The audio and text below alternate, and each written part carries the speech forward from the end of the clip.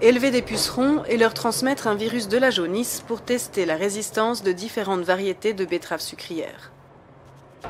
Là, c'est la 3e année qu'on fait ces essais variétaux. Les protocoles ont un peu évolué avec le temps et les connaissances qu'on a pu acquérir. Là, ce qu'on va principalement observer, c'est les chutes de rendement qui vont être liées au virus en fonction des différentes variétés qui sont testées. Donc pour chaque variété, on va tester 2 virus pour la Suisse, donc une fois le BYV et une fois le BCHV. Alors la première étape, ça va être l'élevage bien sûr des pucerons et le maintien des virus sur les différentes plantes en laboratoire. Donc on va placer ces pucerons sur des petits bouts de feuilles porteurs de virus. On peut travailler avec les ailés comme les aptères, ça c'est pas un souci. Par contre, quand on va au champ, on va que avec les aptères pour limiter le risque de dissémination dans l'environnement. Et après un certain laps de temps qui leur aura permis d'acquérir le virus, on va les transmettre sur des plantes de betteraves. C'est-à-dire qu'on va mettre les pucerons dans des petites cages qu'on va fixer sur les betteraves à inoculer. Et une fois que cette transmission aura eu lieu, on va produire les plantes, les laisser grandir, exprimer leurs symptômes, les tester pour être sûr qu'on a transmis le bon virus.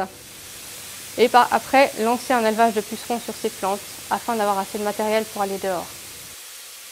Donc ils vont avoir 2 jours là pour se promener et aller piquer dans la feuille et transmettre les virus. Et quelques semaines plus tard, retour sous les serres d'agroscope. Les pucerons se sont multipliés, les plantes ont grandi avec les virus. Les 9 variétés testées sont prêtes pour l'inoculation au champ. Là, on coupe des petits bouts de feuilles avec un minimum 5 pucerons dessus.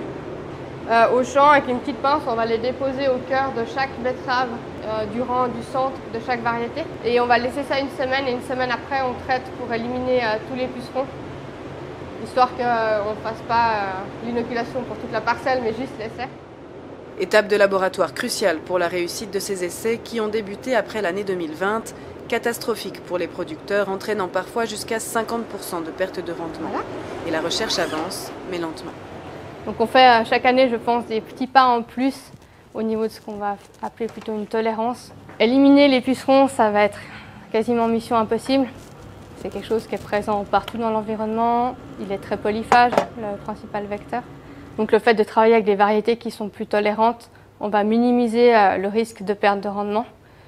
Et l'idée est d'avoir une variété qui supporte quand même relativement bien ces virus. C'est toute une filière au fait qui est un peu en péril s'il n'y a pas de solutions qui sont trouvées à moyen terme. Ce protocole mené en collaboration avec le Centre betteravier suisse livrera ses résultats courant 2024.